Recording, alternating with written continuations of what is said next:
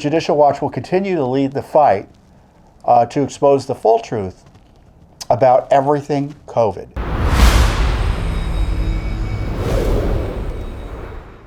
We have new records from HHS on that shows senior CDC officials were discussing myocarditis in adolescents following the COVID vaccine.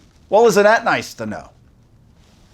Again, we had sued for records under the Freedom of Information Act when they refused to when the FDA refused to respond to a request for all emails sent to and from members of the Vaccines and Related Biological Products Advisory Committee regarding adverse events, deaths, and other injuries caused by investigatory vaccines for the prevention or treatment of SARS-CoV-2 or COVID-19 currently produced by Pfizer, BioNTech, Moderna, or Johnson & Johnson. The Vaccines and Related Biological Products Advisory Committee is the U.S. government's central advisory body, along with the Advisory Committee on Immunization Practices, and that's the body that just voted to advise the FDA to put the COVID vaccines on the children's schedule of vaccines. They're the ones charged with advising on COVID vaccines. May 13th, 2021, Senior CDC Director, Division of Birth Defects and Infant Disorders, Dr. Amanda Cohen, wrote to FDA Director of the Center for Biologics Evaluation and Research, Dr. Peter Marks, and other officials about COVID-19 vaccines. I have another issue to discuss as well, reports of myocarditis in adolescents. I'm putting together an email, but this may come to the surface this weekend. This was back in May of last year, by the way. And we're now just getting this. So they were talking about the myocarditis issue in adolescents in May of last year. And now we're seeing more and more reports and controversies about myocarditis. Now, whenever you say, oh, there's been these links to the vaccine or these adverse reports, the left comes in and they pretend to fact check you. In fact, they're trying to suppress you by saying, well, there's no tie specifically to the vaccine. There's no causal relationship. Just because someone gets the vaccine and they fall down, it doesn't mean they fell down because of the vaccine. Well, that's true. It doesn't mean they didn't fall down because of the vaccine too, but they don't want to talk about that. So it's been pretty well established, my understanding is, and I encourage you to check it out, that there is a myocarditis relationship to the vaccines, that there's a potential increased risk of myocarditis, especially for younger males. Now, there's a big debate whether or not that means you should take or not take the vaccine or whether it should be used widely. I'm not going to get into that. But that's the reality, and people deserve to know everything there is out there about this incredible new drug. And I don't use incredible in a good sense of the word. It's incredible in the sense that it's the most massive drug push in world history, this vaccine operation. We talked about the propaganda campaign behind it. And it's little old Judicial Watch that's getting some of this basic data.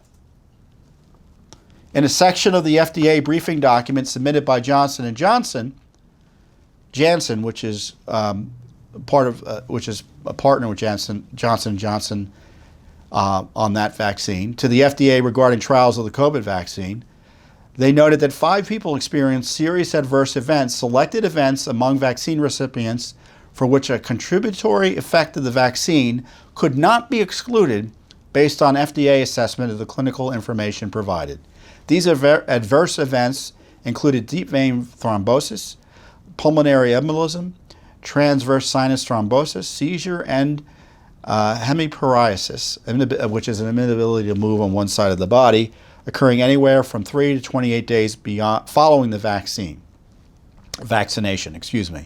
In a section of the same briefing document titled Pregnancies, the briefing document notes that of 4 women who became pregnant following the Janssen shot, 2 of the babies were lost, one due to an ectopic pregnancy and the other due to spontaneous abortion.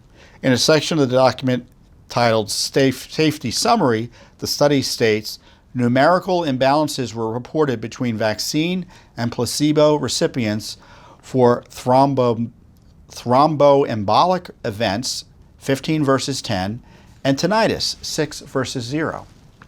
So it beggars belief that the Biden administration tried to hide these key documents that would serve to inform the public about the safety of the COVID vaccines. Because, you know, I read these to you, and this is, by the way, 1,000 pages of documents we uncovered. So I'm just giving you a taste of the documents that you can go on and look at directly yourself, which I'm sure the left is furious about. And the public health regime that's trying to suppress this information is furious about. I mean, we sent this request for this information in August of last year, and we're just getting it. Talking about myocarditis, talking about these pregnancy issues and descriptions, and that we had to wait so long for information on these, what I would understand to be blood clot events. So, am I saying these documents prove you shouldn't take the vaccine or that the vaccine should be removed? No, but I'm saying this is information to have for that debate. And why are they hiding it? Because they think it wouldn't be helpful for the debate. They've said that previously about other information they withheld. They were hiding information, and you know, I'm going on memory here, but there was significant information they refused to put out because they thought it would help or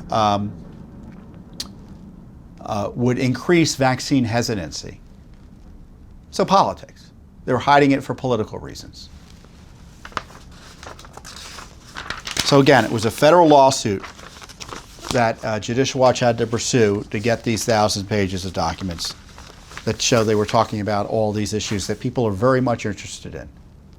It's a big debate about pregnancy. It's a big debate about myocarditis. It's a big debate about blood clots and these vaccines. And these are just the debates about adverse events. I won't get into the issues about efficacy and the craziness around that. I mean, what's frustrating about this, even as I talk about this, and even as I try to be factual, I know Facebook and YouTube are going to place labels on this video. And trust me, look below this video if you're looking at it on Instagram, Facebook, or YouTube. Look at below. And it will have something about COVID-19. So they're vandalizing our content with this misleading vandalization below, suggesting that, oh, if you want the truth, go somewhere else. So the propaganda effort continues, the suppression continues. We get documents from the government, I fairly explain them, put them in context, and they're still labeling this video. Limiting your ability. They're trying to scare you from sharing it. Click and share this on Facebook if you're watching this. See what happens. They're going to say, do you want to share this? Because it has something about COVID in it. So I don't know about you, but I'm tired of the censorship.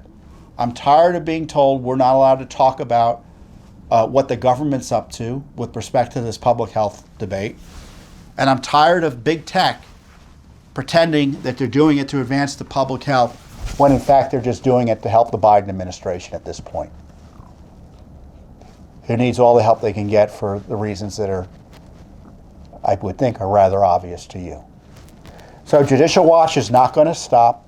We're going to continue to investigate the COVID vaccines, Dr. Fauci.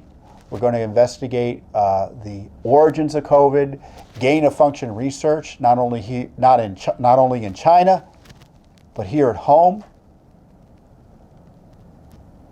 I mean, there was news about Boston University engaged in some type of gain-of-function research, as best as I understood it, in a way that I thought was egregious and dangerous. So even after all the debate, it's still potentially going on. And so Judicial Watch will continue to lead the fight to expose the full truth about everything COVID. Thanks for watching. Don't forget to hit that subscribe button and like our video down below.